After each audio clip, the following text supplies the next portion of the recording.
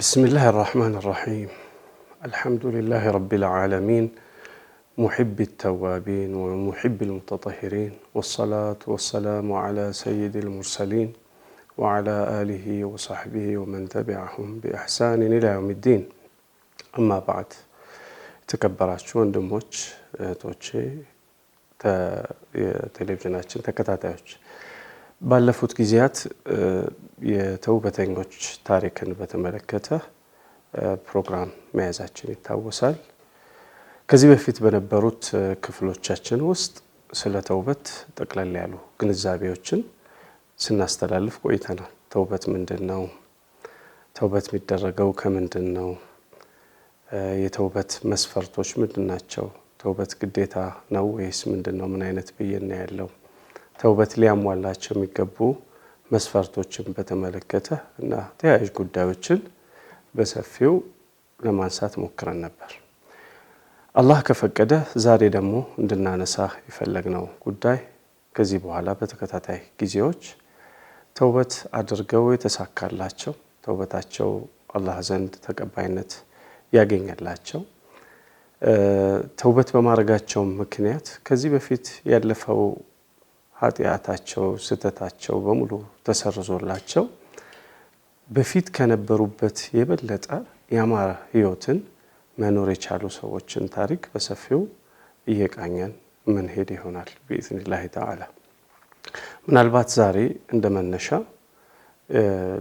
ላነሳላችሁ የፈለኩት የሰይዱና አደም አለይሂ ሰላም የአባታችን አደም አለይሂ ሰላም ተውበትን አስመልክቶ የተወሰኑ ነገሮችን ለማለት ፈልጌ ነው።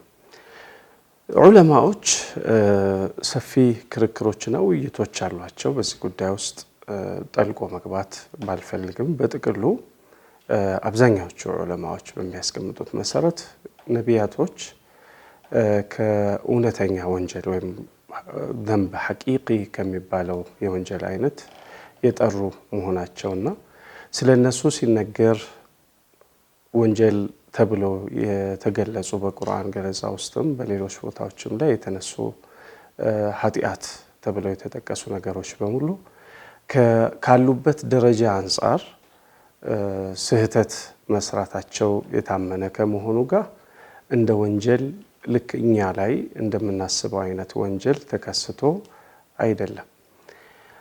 ምናልባት ይህንን እንደመግቢያ ያክል ካልኩኝ ሰይዱና አደም አለይሂ ሰላምን እንደምሳሌ ማንሳት እችላለሁ።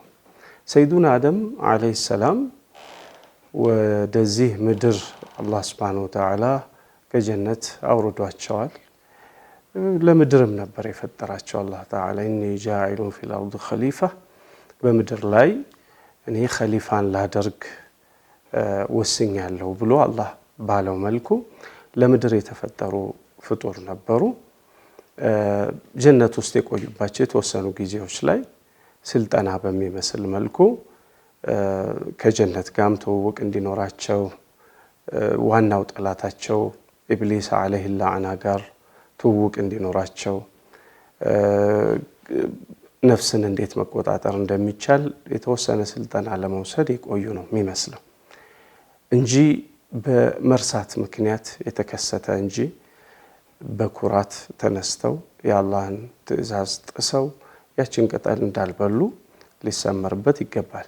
አለይ ሐሊም በዚህ ጉዳይ ላይ ዑለማዎች ብዙ ነገር ስለሚሉ እዚህ ውስጥ ጠልቀን የምንገማበት ርዕስ ላይ አይደለንም ያለነው። ሰይዱና አደም አለይሂ ሰላም እንግዲህ ማንነታቸው ትልቅ ነው። የማንም ልጅ ያልሆኑ አላህ ሱብሓነሁ ወተዓላ በራሱ በቁድራው የፈጠራቸው ለሁሉም አባት የሆኑ ናቸው። አላህ ተዓላ እንደሚለን ያ አዩሃ الذين آمنوا اتقوا ربكم الذي خلقكم من نفس واحدة፣ ከአንድ ነፍስ የፈጠራችሁን ጌታ ፍሩት እናንተ ያመናችሁ ወይ ይላል አላህ ተባረከ ወተዓላ። እና ይቺ ነፍስ ሰይዱና አደም አለይሂ ሰላም ናቸው። خلقه الله تعالى بيديه፣ አላህ ተዓላ በእጁ በቁድራው ፈጥሯቸዋል። ነፈኸ ፊህ ሚን ሩሒህ፣ የተከበረ የሆነን ሩህ ደግሞ በሳቸው ላይ አኑሯል። አምረል መላኢከተ ቢሱጁድ ለህ፣ ስጁድ እንዲደረግላቸው መላኢካዎችን አዟል።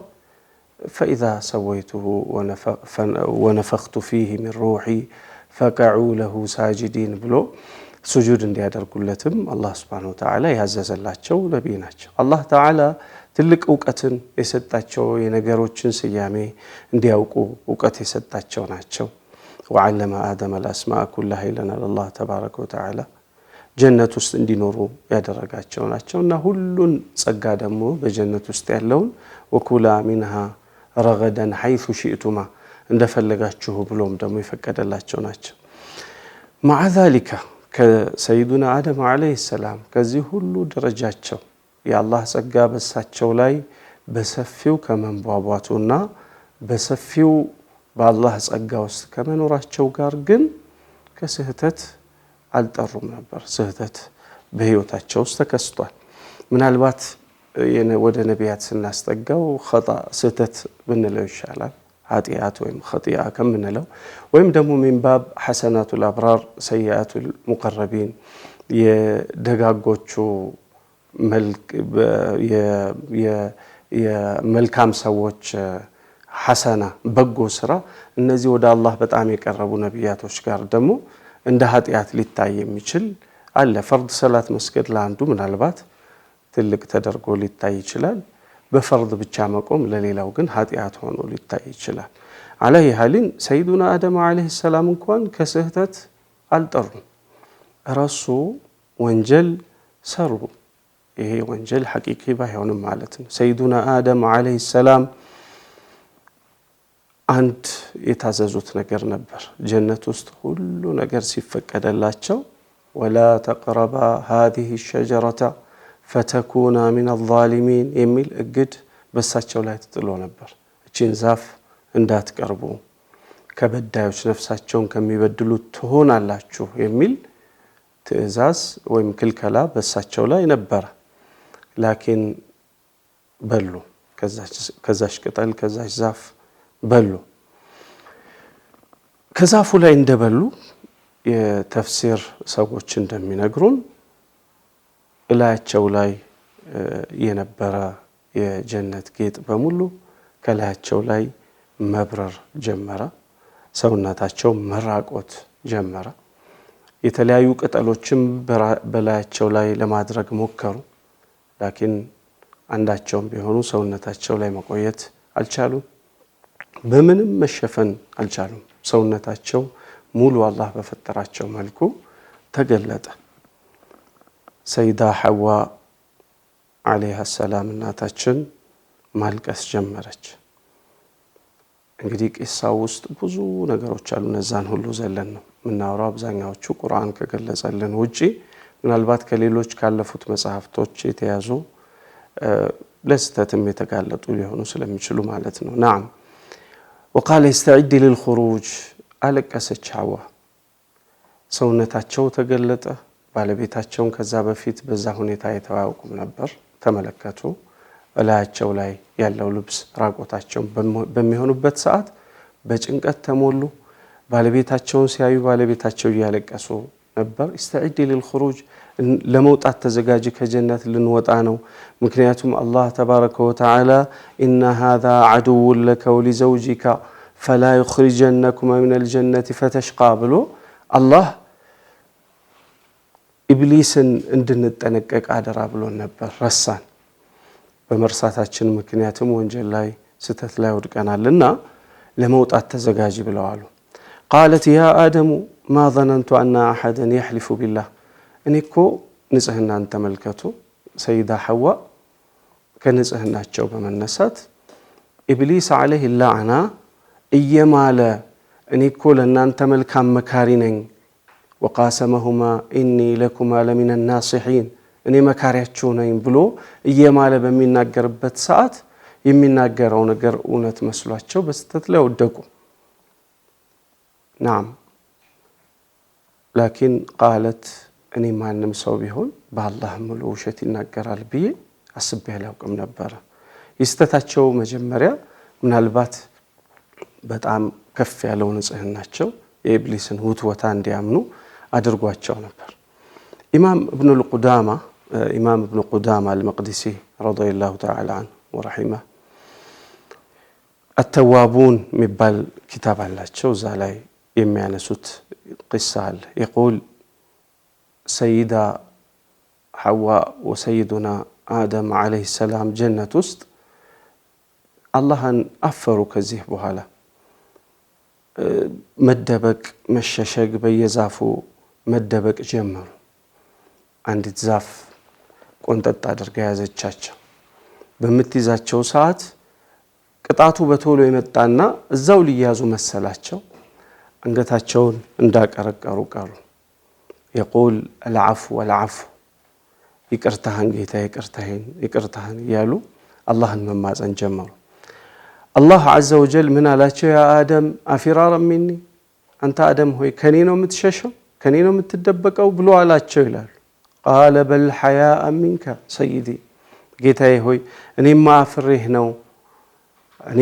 አፍሬህ ነው አንተ ፊት ካንተ መደበቅ እንደማልችል አውቃለሁ ነገር ግን ሐፍረቴን መቆጣጠር ስላልቻልኩኝ ነው በየዛፉ ለመሸሸግ የተገደድኩት ብለዋል ይላል እዛ በኋላ እንግዲህ አላህ ተባረከ ወተዓላ ከጀነት እንዲወጡ ወደ ምድር እንዲወርዱ አደረጋቸው لكن بعد أن قبل الله توبته الله توبتاቸውን ከተቀበላቸው በኋላ الله توبتاቸውን መቀበሉን በሌላ መልኩ ይነግረናል فتلقى آدم من ربه كلمات فتاب عليه إنه هو التواب الرحيم سيدنا آدم عليه السلام ከጌታው የመጣን ቃል ተቀበለ ይላል ከጌታው የመጣን ቃል ተቀበለ እና አላህም ደግሞ ተውበቱን ተቀበለው አላህ ተባረከ ወተዓላ በጣም ተውበት ተቀባይና አዛኝ ነው ይለናል አላህ ተዓላ አብዱላህ ኢብኑ አባስ ረዲየላሁ ተዓላ ዐን በዚህ አየት ዙሪያ ሲናገሩ ምን ይላሉ سيدنا آدم عليه السلام قال أي ربي ጌታዬ ሆይ ألم تخلقني بيدك በእጅህ አልፈጠርከኝም ወይ قال بلى አሁን ፈጥሬሃለሁ قال أي ربي ጌታዬ ሆይ ألم تنفخ في من روحك በኔ ውስጥ የተከበረ ሩህን አላኖርክም ወይ አልነፋህም ወይ قال بلى አሁን አድርጌያለሁ ይላቸዋል قال أي ربي ጌታዬ ሆይ ألم تسكنني جنتك ጀነትክ ውስጥ አላኖርከኝም ወይ ብሎ ይላቸዋል ይላሉ قال بلى أو አኑሬሃለሁ قال أي ربي ጌታዬ ሆይ ألم تسبق رحمتك غضبك እዝነትህ ቁጣህን አልቀደመም ወይ እዝነትህ ቁጣህን አያሸንፍም ወይ ብለው ይላሉ قال بلى ያሸንፋል እዝነቴ ከቁጣዬ በላይ ነው قال أرأيت إن أنا تبت وأصلحت እኔ ራሴን ባስተካክል ተውበት ባደርግ أراجعي أنت إلى الجنة ወደ ጀነት ትመልሰኛለህ ብለው ይጠይቃሉ قال نعم أو ወደ ጀነት መልሰሃለሁ قال سيدنا عبد الله بن عباس رضي الله تعالى عنه من ይላሉ فتلقى آدم من ربه كلمات ማለት ይሄ ነው ይላሉ سيدنا آدم عليه السلام ከጌታቸው የመጣን ቃል በአክብሮት ተቀበሉ ይለናል ከዚያም አላህ ተባረከ ወተዓላ ተውበት የሚያደርጉበትን ቃል አስተማራቸው قال اللهم لا إله إلا أنت سبحانك وبحمدك ربي إني ظلمت نفسي فاغفر لي إنك أنت خير الغافرين ይህን ዱዓ አስተማራቸው አላህ ሆይ ካንተ በቀር በእውነት የሚያመልኩት ሌላ የለም ጥራት የተገባህ ነህ ምስጋናም የተገባህ ነህ ጌታዬ ሆይ ظلمت نفسي ነፍሴን በድያለሁ فاغفر لي ማረኝ إنك خير الغافرين አንተ ከመሐሪዎች ሁሉ በላይ ነህ ብለዋል اللهم لا إله إلا أنت سبحانك وبحمدك ربي إني ظلمت نفسي ጌታዬ ሆይ ነፍሴን በድያለሁ فارحمني إنك خير الراحمين ይህን ዱዓ አደረጉ አላህ ተባረከ ወተዓላ ተውበታቸውን ተቀበላቸው ተውበት በዋናነት ከሐያ የመነጨ መሆን አለበት ከፍርሃት በላይ ማለት ነው ሐያ ውስጣችን ሐፍረት የቀሰቀሰው ተውበት ትልቅ ተውበት ማለት እሱ ነው አንድ ሰው ወደ ሰለፎች ዘንድ መጣና وقال له أو يغفر الله لي فاحشة ارتكبتها የሰራሁት ወንጀል ነበርና ያን ወንጀሌን ይምረኛል ወይ ብሎ ጠየቃቸው فقال له إني سلف منالوت نعم أو إمرهال إن تبت وصدقت ونتهن كهنا الله إمرهال ونتهن كهنا الله إمرهال فشكر الله نعم سجننا إيه سوي وظهرت آثار الفرح على وجهه في تولاي يدستا ملكتية يبت ثم مشى خطوات كذا يتوسن رمدك على بوهلا الله ይምረኛል የሚለውን ነገር ተቀብሎ ላኪን ከዚህ በላይ የሆነ በጣም ውስብስብና ረቂቅ የሆነ ነገር ውስጡ ተፈጠረ እሱ ምንድነው አላህ ቢምረኝስ አላህን በዚህ መልኩ ማመጽን ለራሴ ይቅርምለው ነገር ነው ወይ ብሎ ወዲያውኑ ወደ ራሱ ተመለሰ فرجع وقد تغير وجهه ፊቱ ተቀያይሮ ወደኚህ ሰለፍ ወደኚህ ዓሊም መጣ فقال أو كان يراني عندما كنت عاصيه وانجل بمسربت ساعات السياجين نبر ندي بلو طيقاچو فاجابه نعم أو ثم من يدبقوا يايه نبر فصرخ صرخة سويو اري بلو ጮኸና فسقط مغشيا عليه አዙሮት ወደቀ ይላሉ حياء من الله አንዳንዴ ወንጀል መማሩን ብቻ አይደለም ምናየው ላኪን ይሄን ወንጀል በመንሰራበት ሰዓት አላህ ማየቱ ከፍ ያለ የተውበት ደረጃ የሚሰጥ ትልቅ ኢማን በልባችን ውስጥ የሚፈጥር ትልቅ ነገር ነው ኢዘን ሐያ አላህን ማፈር ምንጩ አላህ Subhanahu Wa Ta'ala ለኛ የሰጠንን ትልቅ ነገር ከማሰብ ይነሳል የአላህ ኒዕማዎች የአላህ ጸጋዎች በእኛ ላይ ያሉት በጣም እጅግ በጣም ብዙ ናቸው እንተዑዱ ኒዕመተ አላህ ላ ተሕሱሃ በዚህ በኩል ደግሞ ከኛ በኩል ወደ አላህ የሚሄዱት ስራዎቻችን ደግሞ መጥፎ ከመሆናቸው ሁለቱን በመናስብ ሰዓት ከዚህ ጋር ደግሞ የኛን ትንሽነትና ወደ አላህ ከጃይነት ከማሰብ እሱ ደግሞ ከኛ የተብቃቃ ሀብታም ሀያል መሆኑን ከማሰብ የሚመነጭ ስሜት በዚህ ውስጥ ምን ይፈጠራል አላህ ቢምርም ወንጀሉስ መገኘት አደገኛ እንደሆነ እንረዳለን ሰውየው ይህን ስሜት ከዚህ አንፃር ተረዳና ራሱን መቆጣጠር አልቻለም በዚህ ምክንያት ሞተ ይላሉ ናም ሰይዱና አደም አለይሂ ሰላም ይሄው ነገር ነው የሆነው አላህ ማራቸው ወደ ምድር ወረዱ ምድር ውስጥም ሆነው ለረጅም ጊዜያት ይሄን ስተታቸውን ያሰቡ ይጨነቁ ያለቅሱ አላህን እንዲምራቸው መማጸናቸውን አላቆም ነበር ናም የሰይዱና አደም አለይሂ ሰላም ማዕሲያ ወይም ኃጢአት ወይም ስተት ከኩራት የመነጨ አይደለም ከእንቢተኝነት የመነጨም አይደለም እንደው ለማነጻጸር ያህል የመጀመሪያው ኃጢአት አላህ የታመጸበት የኢብሊስ አለይሂ ለዕና ወንጀል የሱ ኃጢአት ነው የኢብሊስ ኃጢአት ችክታ ነበረው መዘናጋት ብቻ አይደለም እንቢተኝነት ነበረው ኩራት ነበረው ሆነ ብሎ የተሰራ ነው الله تعالى قال يا إبليس ما لك ألا تكون مع الساجدين سجود على درجم ያለ ጊዜ ለምንድነው سجود ማታደርገው የሚል ጥያቄ ቀርቦለት ነበር ለረብ العزة የመለሰው መልስ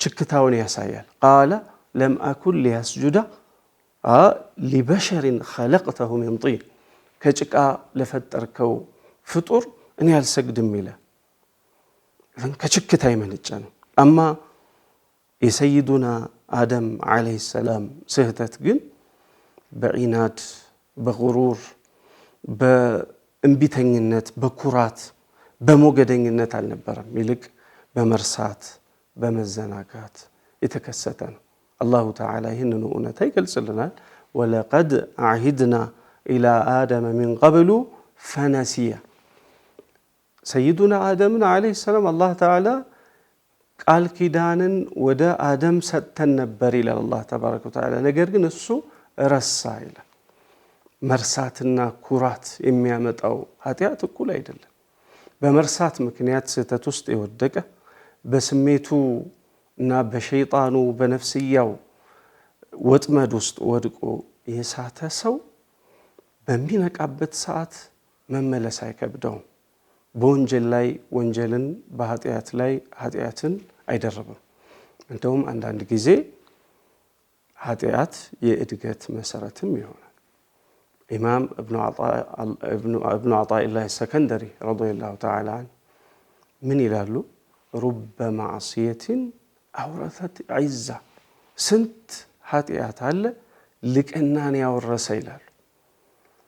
አንዳንዴ ኃጢአት ከክፍላችን እንድንነቃ አጠፋው በሚል ስሜት ብዙ ራሳችንን ተመራምረን ወደ መስመር እንድንመለስና ከፍታ እንድናገኝ መንገድ ይሆናል። አላህ ተውበትን መቀበሉ ደግሞ ከዚህ ተጨማሪ የአላህ ሱብሓነሁ ወተዓላ ኒዕማ የአላህ ጸጋ ሆኖ እናገኘዋለን ማለት ነው። የሰይዱና አደም ዓለይሂ ሰላም ታሪክ ይህንን እውነታ ያስቀምጥልናል። ሰይዱና አደም ዓለይሂ ሰላም ፈነሲያ ወለም ነጅድ ለሁ ዓዝማ፣ ስህተት ውስጥ ወደቁ። በመርሳት ምክንያት የተከሰተ ነው። ከዚያ በኋላ ግን ምንድነው የተፈጠረው? ወደ ምድር ወረዱ። ወደ ምድር መውረዳቸው ትልቅ ነገርን ነው የከፈተው። እሳቸው ወደ ምድር ባይወርዱ መልእክት አይኖርም። ጀነት ውስጥ የተሰጠንን የሆነችን ቦታ እንይዛለን እንጂ ጀነት ትልልቅ ደረጃዎች በስራ የሚገኙትን በፈተና ውስጥ ተፈትኖ በማለፍ ውስጥ የሚገኙ ነገሮችን አናገኝም። የአላህ ሱብሓነሁ ወተዓላ ትልቅነትን የሚገልጹ ስሞቹን፣ መሐሪነቱን፣ ተውበት ተቀባይነቱን በእኛ ስህተት ውስጥ እንጂ አይገኝም። የአላህ መልእክተኛ ሰለላሁ ዐለይሂ ወሰለም ምን ብለው ተናግረዋል? ፈወላሂ ለው ለም ቱዝኒቡ፣ ወላሂ ወንጀል ባትሰሩ ለዘሀበ አላሁ ቢኩም፣ አላህ እናንተን ያስወግዳችሁ ነበራል። ወለጃአ ቢቀውሚን ዩዝኒቡነ ፈየስተግፊሩነ ፈየግፊሩ ላሁ ለሁም፣ አላህ ሌሎች ሰዎችን ያመጣል። እነዛ ሰዎች ወንጀል ይሰራሉ፣ እስትግፋርን ያደርጋሉ፣ አላህ ይምራቸዋል። ኢዘን ትልቅ ሕክማ ያለው በዚህ ስህተት ውስጥ የተፈጠረው ነገር ወደ ምድር ሰይዱና አደም በመምጣታቸው የተፈጠረው ነገር በጣም ትልልቅ ጸጋዎችና ትልልቅ ነገሮች አሉ። ውስጡ አንቢያዎች፣ ሩሱሎች፣ ሹሃዳዎች አይፈጠሩም ነበር። ኢዘን ይህ ሁሉ ክስተት ተከስቷል። ወላኪን አንዲት ስህተት ያመጣቸው። ኢዘን ሩበ ማዕሲየትን አውረሰት ዒዛ፣ ስንት ማዕሲያ አለ ነገር ግን ዒዝን ያመጣ፣ ስንት ደግሞ ጣዓ አለ ውርደትን ያመጣ፣ ስንት ዒባዳ ተከትሎት የሚመጣው ኩራት ከሆነ ተከትሎት የሚመጣው ጉራ ከሆነ በራስ መደነቅ ከሆነ ይህ ዒባዳ ይዞት የመጣው ውጤት ውርደት እንጂ ክብር አይደለም። ኢዘን ሰይዱና አደም ዓለይሂ ሰላም ወደ ምድር መምጣታቸው ለትልቅ ሕክማ የተከሰተ ነው እና ተውበትን ልንማር ከሳቸው ህይወት ይገባናል። ኢማም እብኑል ጀውዚ ረዲየላሁ ተዓላ ዐንሁ አልመዋዒዝ በሚባለው ኪታባቸው ላይ እንደሚሉት የብነ አደም የአደም ልጅ ሆይ አሽበህተ አባከ ፊል ሙኻለፋ፣ ትእዛዝን በመጣስ አባትህን መስልሃል። ፈተሸበህ ቢሂ ፊ ነደም፣ ኃጢአትህን አምነህ ተውበት በማድረግ በመጸጸት ደግሞ አባትህን ምሰለው ብለው ይላሉ። ሀዛ ወቢላሂ ተውፊቅ ወሰለላሁ ተዓላ ዐላ ሰይዲና ሙሐመድ ወዐላ አሊሂ ወሰሕቢሂ ወሰለም። ወልሐምዱሊላሂ ረቢል ዓለሚን።